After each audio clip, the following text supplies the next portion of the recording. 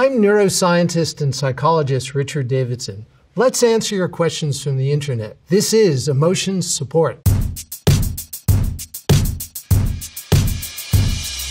At Polaro asks, stress will shrink your brain? Really? Yes, really. The data here are quite clear. Stress does have effects on the brain, and it can shrink the brain, and it shrinks the area that grows new brain cells, the hippocampus. Wendy Stella 06 asks, are women really more sensitive and emotional than men in general? If you take thousands of men and thousands of women and you compare them, you will find these slight differences where women may be more sensitive to emotional cues than men. In certain contexts, they may be more expressive of emotion than men, but the variation within gender far exceeds the variation between gender. And so, in my view, focusing on these gender differences is really a little bit misplaced. At Riri Yiri, why do we even have feelings? Feelings and emotions are found throughout evolutionary history. They're not just found in humans. In the case of an animal who may be confronted by a predator, the experience of fear will motivate the animal to run or to fight. We have feelings to navigate important life decisions. They are really critical in enabling us to make important decisions. For example, should we be with a significant other? Should we take one job versus another job? Those are not decisions that we make based on a simple, cold, cognitive calculus. We use our emotions, our feelings, to decide. At Alpaca Aurelius, holy crap, Botox impairs your ability to process other people's emotions because it prevents your face from mirroring someone's reaction. Botox is truly soul-sucking. Botox does effectively paralyze your facial muscles. And one of the things that we've learned over the last 20 years in research on emotion is that not only does the brain control the face to produce emotional expressions, but emotional expressions feed back information to the brain to help the brain modulate its activity. When we are interacting with another person, we often engage in contagious emotional expressions. So we are simulating the emotions that another person may experience. This is part of empathy. And if we can't do that because of Botox, we are literally deprived of a major mechanism through which we can make inferences about both our own emotion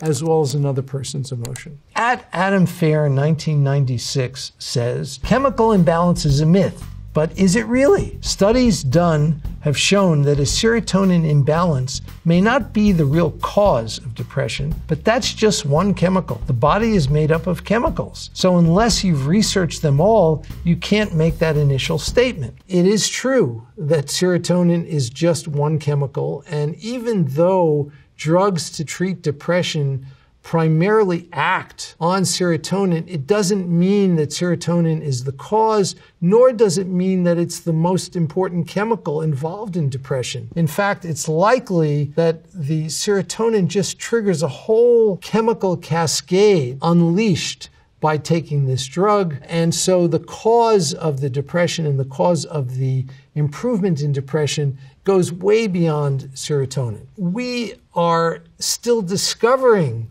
many new chemicals in the brain and the body. We are living in this chemical soup that is highly complex. The idea that there is going to be a single molecule associated with a specific disease or a specific emotion is absolutely a myth. Andrea Labudi, MD, asks, are autistic individuals hypersensitive to emotions? It depends, because autism is not a homogeneous category. It's quite heterogeneous. There are different subtypes of autism, and there are some subgroups of autism that are hypersensitive in general. This would include being hypersensitive to emotion. One of the things that we see in a subgroup of autistic individuals is that they show gaze aversion. They don't look directly at a person's face because they're so sensitive to emotion, and it's so arousing for them to watch another person's face that they have to actually turn away. And this gaze aversion starts very early in life. It's one of the first symptoms of autism that expresses itself. At No Kizzy Kathleen, you ever get that sad feeling in your tummy? Like you're okay, but your tummy is like, no, you're really not? There are 200 million neurons in the gut. Stuff that goes on in the brain is communicated to the tummy, and stuff that goes on in the tummy is fed back to the brain. So our gut feelings are real, and there's information that occurs there that's going to be modulating activity in the brain, and this is all part of the mandala of emotion. It's important that we consider emotions to be embodied and to involve all of these different bodily systems.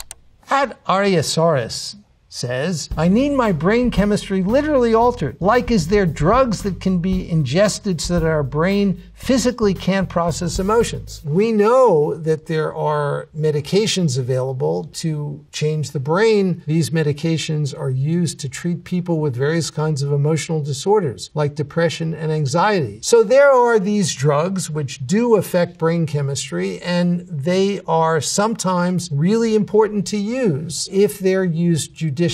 However, in my view, we are medicating people too readily in our society. We have too low a threshold for administering these medications. They often have lots of side effects, and we know that there are ways to change the brain that don't require medication. We can actually change our brains by intentionally cultivating our minds. Meditation is one such way, but there are others. For example, we know from hard-nosed scientific research that cognitive therapy can change the brain. Cognitive therapy is an empirically well-validated strategy to treat depression and anxiety, and it involves teaching people to think differently about their thoughts. We should at least try these non-invasive methods first before we try the more invasive methods of medication. At Kurt J. Gray asks, does the internet make us more empathic and emotionally intelligent or less? I would say that the preponderance of the evidence suggests that the internet makes us less emotionally empathic, particularly for members of the outgroup. Because one of the things that we find in the internet is that we're fed information that is consistent with our ideology and with our beliefs. And this is leading us to become more polarized. And this may make us empathic for our in-group, but it's certainly not making us more empathic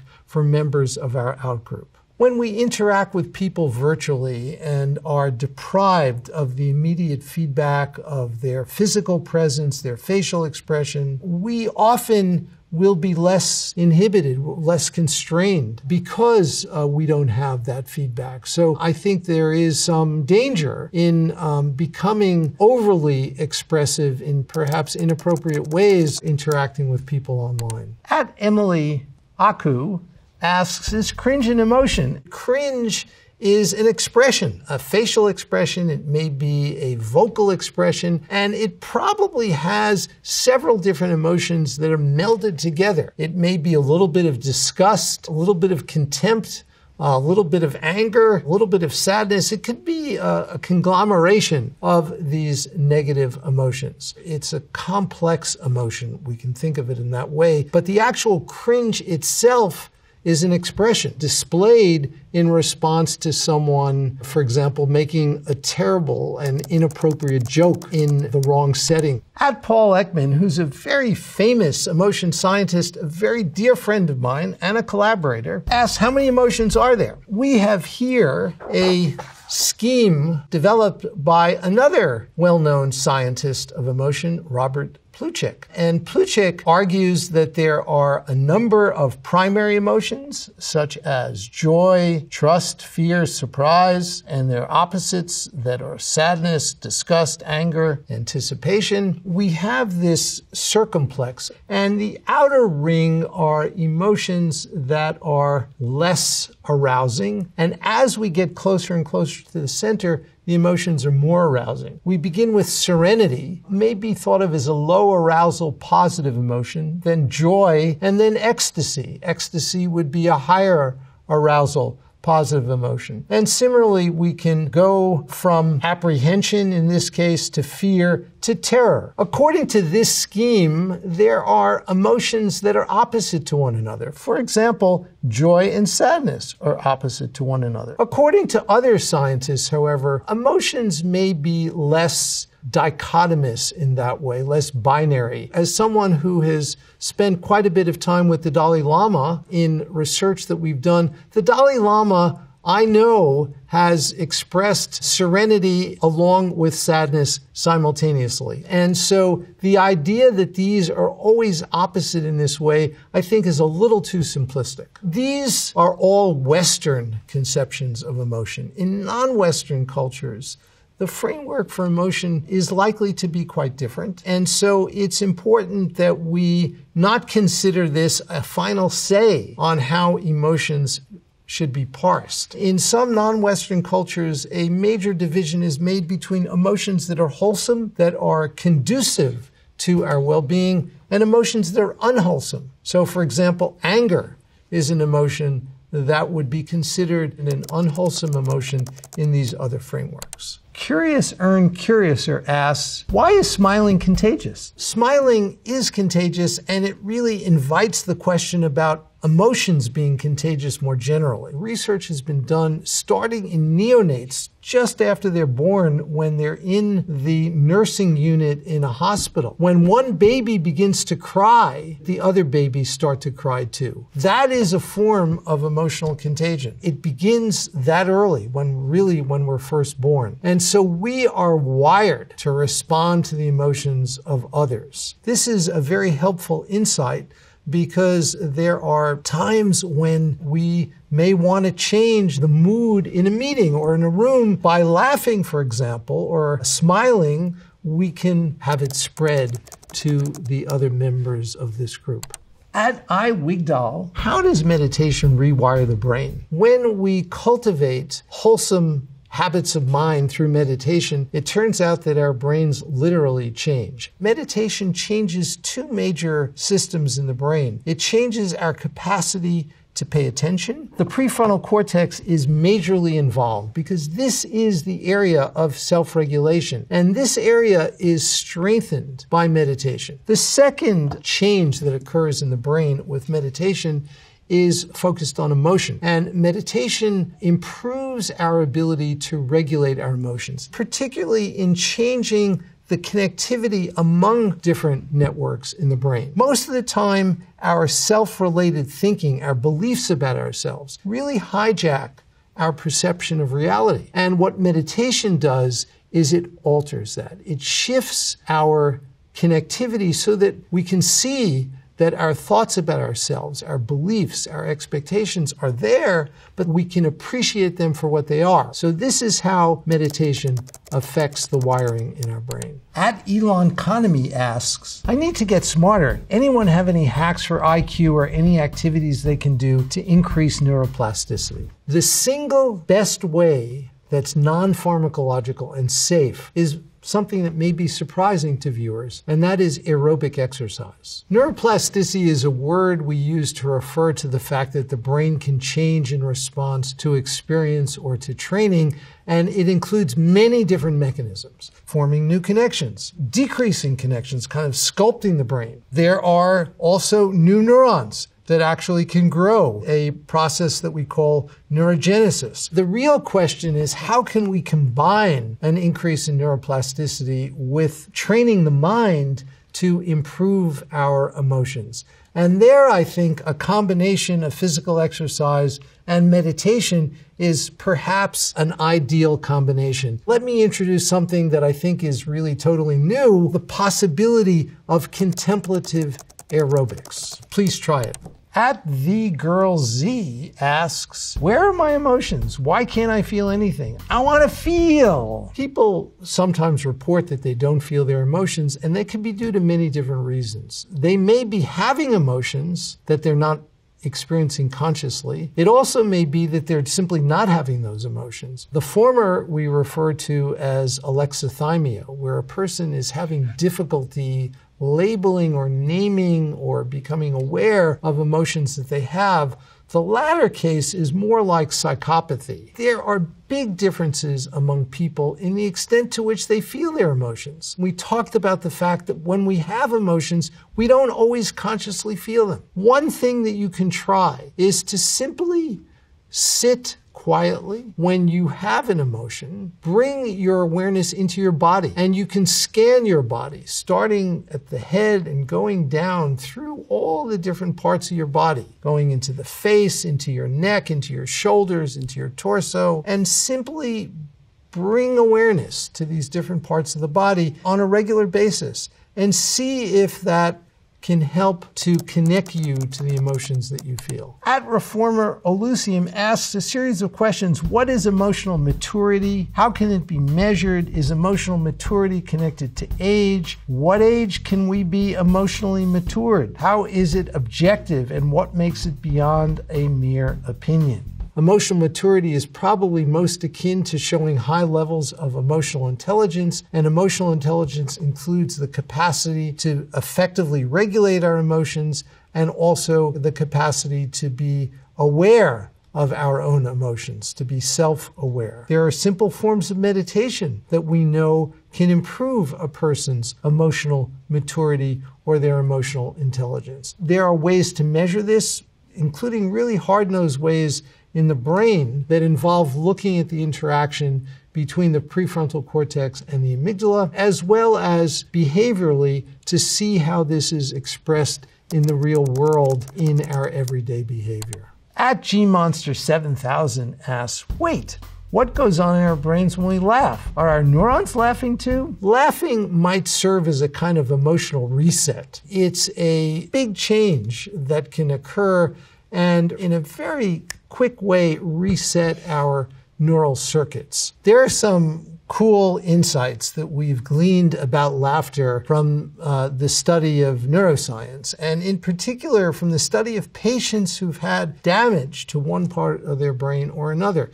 It turns out that people who've had damage to their right hemisphere, where their left hemisphere is preserved, are more likely to laugh. So the area of the brain that is preserved is the one that's laughing. And so when the right side is damaged, it may disinhibit the left side of the brain, so it becomes more active. That's been called in the scientific literature pathological laughter. They laugh at things that most of us would probably not laugh at. And this has given us some insight that the left hemisphere of the brain, particularly the left frontal region of the brain, may be associated with certain kinds of positive emotion that laughter is associated with. At XYS Hearts wants to know, why am I so mad? Madness or anger is typically triggered by something outside of us, a systemic injustice, our goals being thwarted. That is perceived in the brain. If we are really mad and we're trying to regulate that madness, the prefrontal cortex, which is here, is definitely going to be involved. It is involved in self-regulation, including the regulation of emotion. It is larger in humans than it is in any other species. And this is likely associated with the fact that humans can self-regulate in ways that are far more sophisticated than in any other species. But there's one downside to that. In addition to the capacity to self-regulate, the prefrontal cortex also confers the possibility of dysregulation. Psychiatric problems are far more prevalent in humans than they are in any other species. And that is because of the prefrontal cortex. At Carsoples asks, I always wonder what love actually is. Is love a gesture? Is it a feeling? Is it an emotion? Is it a combination of all three? Many years ago, when I first met the Dalai Lama in 1992, I made a commitment to him that I would put compassion on the scientific map as best I could. And I think over the last 20 years, the field has really been quite successful in that. I would now like to do the same thing for love. There is very little serious research on love. We do know that love includes areas of the brain that we typically think of as being involved in emotion. Clearly, love involves going beyond oneself, a dissolution, at least in part, of self-other boundaries. Exactly how this occurs in a scientific or biological framework is very difficult to specify at this point in time. It's going to involve changes in connectivity between the default mode of the brain and other circuits, particularly circuits involved in positive emotion. So those are all the questions for today. Really great questions. Thank you so much, and thank you for watching Emotion Support.